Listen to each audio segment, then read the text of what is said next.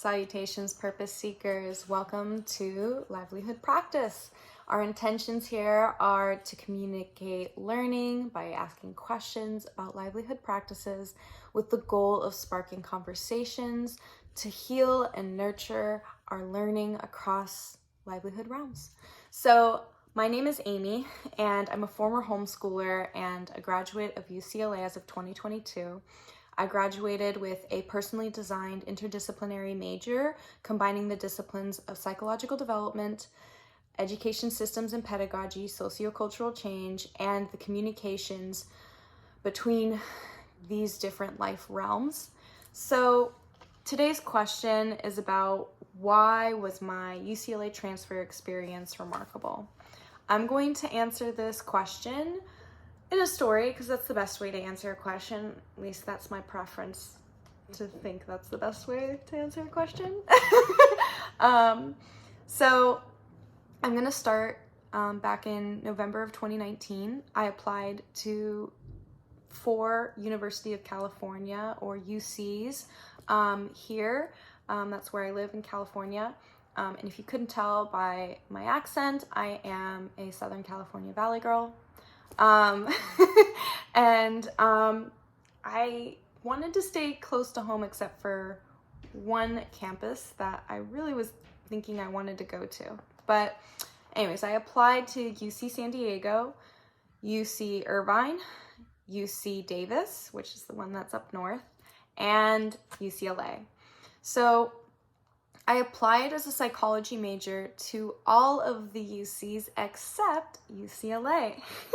And I applied to UCLA as a linguistics and psychology major because while psychology is my first love and it's in everything I care about, I loved the idea of how languages and culture influence us or impact our lives specifically. I did 5 years of studying Spanish. I fell in love with Hispanic culture or the diversity of Hispanic cultures. And I just loved speaking Spanish. So I felt that linguistics was a good major I could do in addition or in conjunction with psychology. And that was what was basically in the curricula that was placed in what I was choosing to transfer in. It was an extensive curricula at UCLA. I think they now changed the major to be something different, but at the time in 2019, when I applied for the 2020 entrance or transfer, linguistics and psychology had 15 classes you needed to do. It's just a lot of classes, and most classes, you don't need that many classes with other majors, but linguistics was pretty extensive. And the only requirements I needed to have in order to get into the linguistics and psychology major was not only the prerequisites for the psychology major, but in addition, 5 years of studying one language and at least 2 years of studying another. So I obviously did 5 years of studying Spanish, and then I did 2 years of studying French. And I needed, one linguistics class, which basically taught me what a noun, adjective, adverb, and verb was. And when you know how to study languages, it's not that hard to figure that out. Nonetheless, I thought I was going into upper division undergraduate courses for linguistics prepared, and I was bamboozled severely. So I decided in June to basically start summer session classes, which are 6 weeks at UCLA.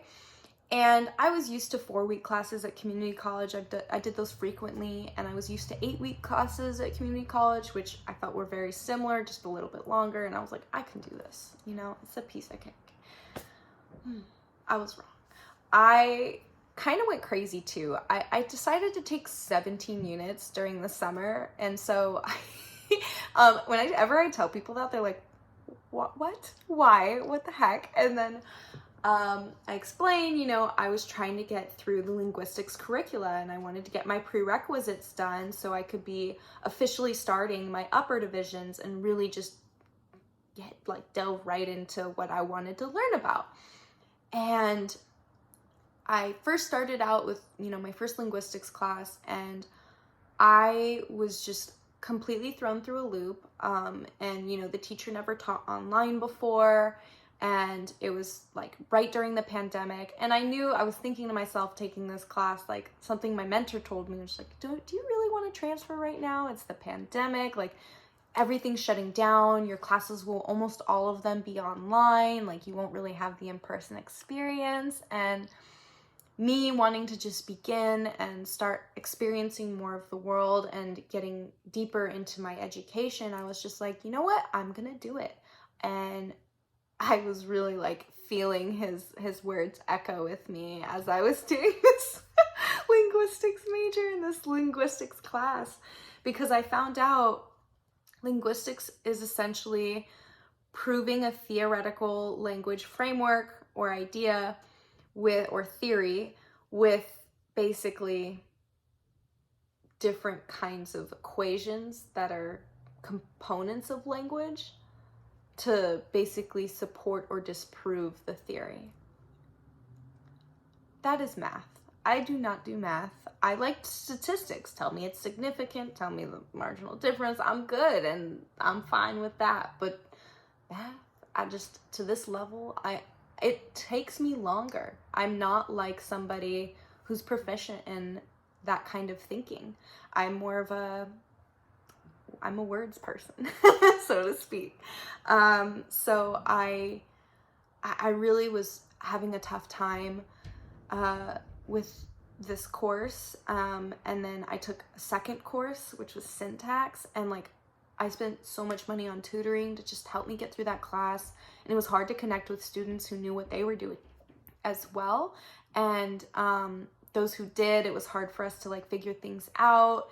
And my GPA was dropping subsequently because I just couldn't figure out how to navigate linguistics.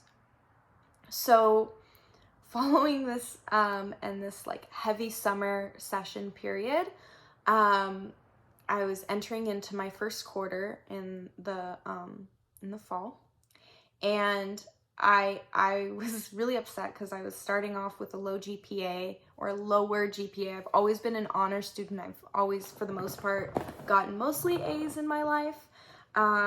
So I've just, it really got to me that I wasn't doing well at this, big university.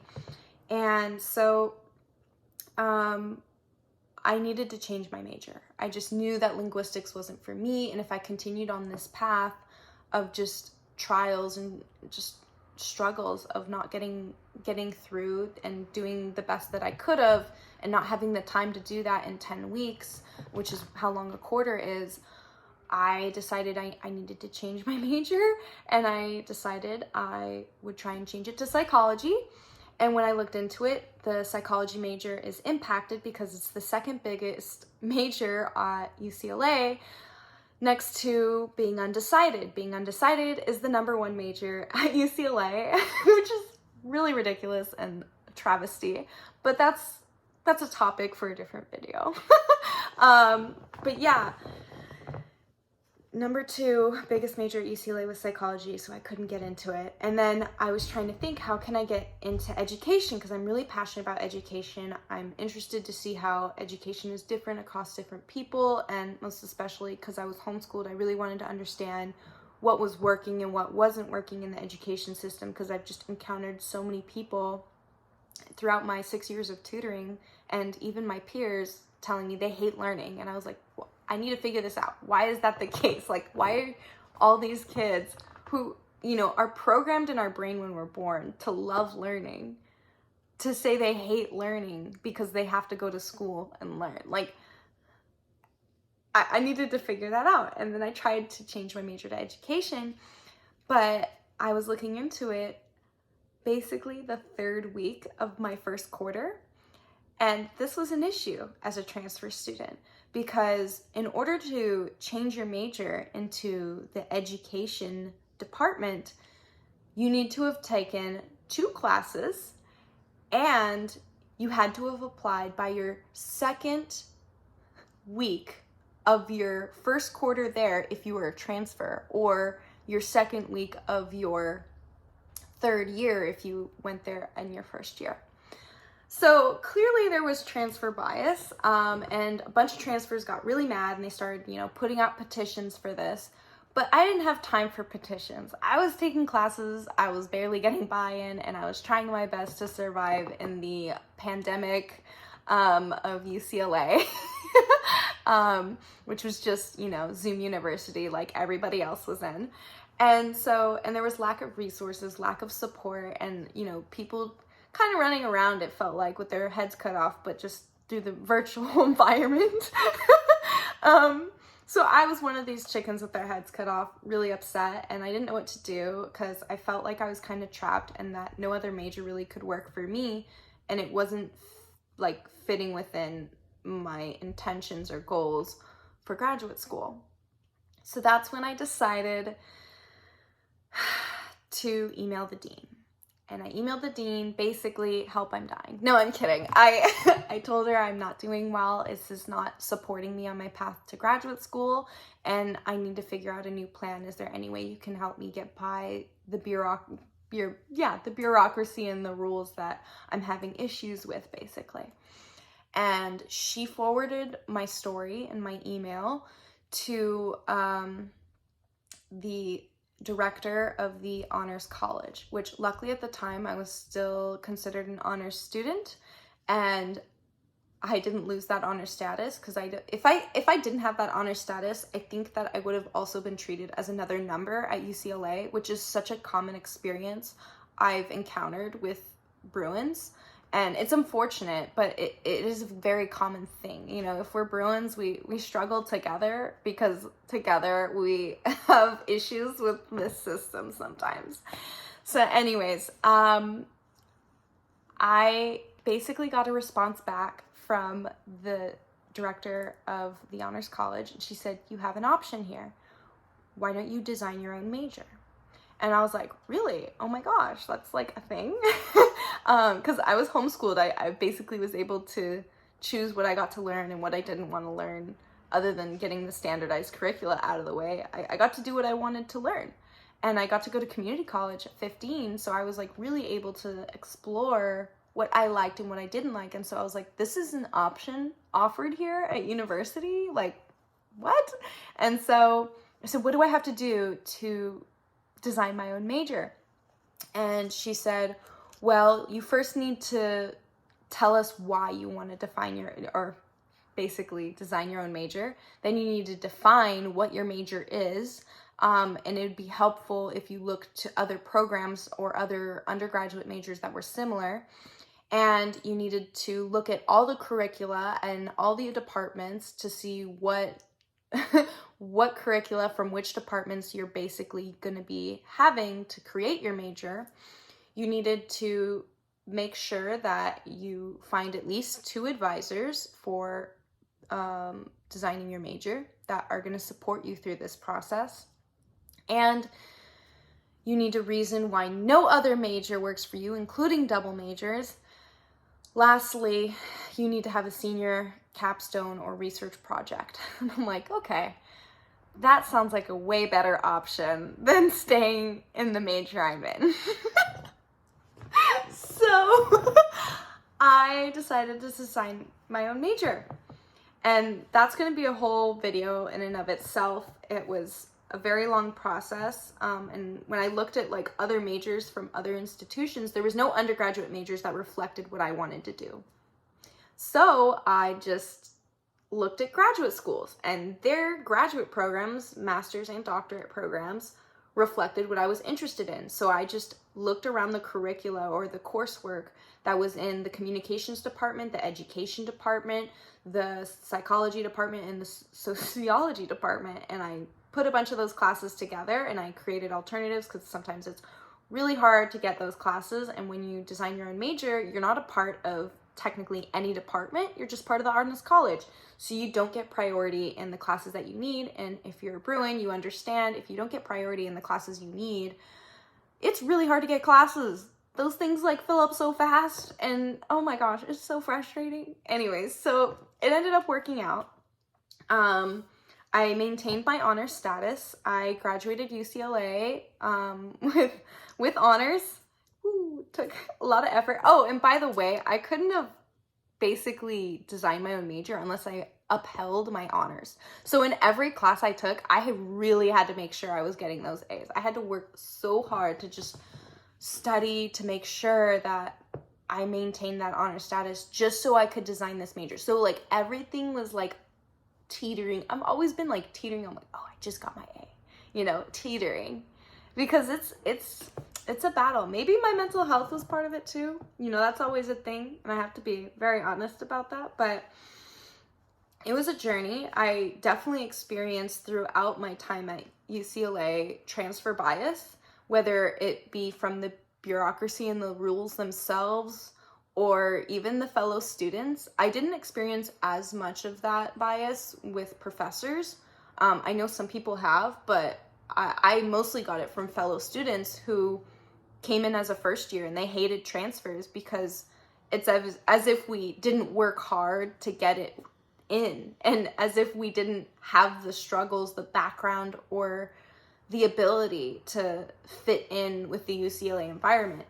And I just felt that was really unfair, because I basically, in every experience, whether it was club or academic experience with them, I tried to prove, like, look at how capable we are here and how much we should be here, because we are a diverse representation. Most especially, transfers need to be at UCLA and these big institutions to represent the voices that are oftentimes unheard at these expensive universities.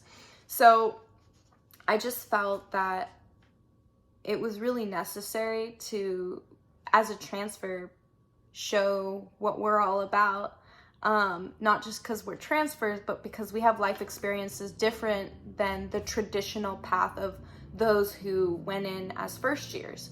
And that's oftentimes, you know, kids go in as first years and oftentimes go in undecided because they don't know what they want. And yet they're spending all this money at a school that basically teaches them things that they don't know if it'll be helpful or not. And maybe it is, maybe it isn't, you know? And I think that might be really hard for 18-year-olds if they have to accrue debt to figure things out. And then, you know, by the time they're in their last year, they're like, well, I either settled or I got lucky to figure things out. And that's not always the case. And I feel like transfers have had a little more time and life experiences to help them narrow down their options and figure out, oh, this is what's best for me, and I'm going to university with this intention. So I've had a lot of those experiences. If you're interested in that, please leave a comment. If my story has helped you at all with just talking about how my transfer experience from that sounds remarkable, please let me know what made it sound interesting. I'd be happy to share another video about my research experiences I've had, and I will share a video about, you know, the process of designing my own major, because that's a separate video in and of itself. And truly, my take-home message of this all, thank you for sitting through this basically 20-minute video. Honestly, my take-home message is connect to your professors, because those are the people that'll really show you what is meaningful in the things that you're learning about, and you'll start having insight about, oh, this is why I care about the things I care about, or not care about these things. And your professors, they're there because they're passionate about the research they're doing. And they're at UCLA. If you're at UCLA, they're there because they're so good at what they do that UCLA saw them and they're like, you need to come with us and we need to showcase what you're doing, because what you're doing is amazing. And hopefully our students can see that and connect with that. And you, as the students, most especially if you're a Bruin or not, if you're just at your university, talk to your professors, go to those office hours. I'm going to have a whole separate video about why this is important. But especially if you're a transfer, don't feel like you need to hide or be shy or not feel like you're good enough to talk with these professors, because you're there because you have a purpose. And UCLA saw your purpose. UCLA saw how amazing you are. And that's why you're there. And honestly, your professors will see it if you just start talking. It doesn't matter if you're intimidated, because they're human too. And just to remind yourself that they were in your position at some point will help you in these moments where you can feel very insecure and imposter syndrome just knocks on your door. So anyways, I hope that any of these messages resonated with you, or at least inspired you to be interested in designing your own major and talking to your professors, because wow, it changes your life. Anyways, thank you for joining me and listening to this long-winded answer about why a glimpse of my UCLA experience was remarkable. Thank you.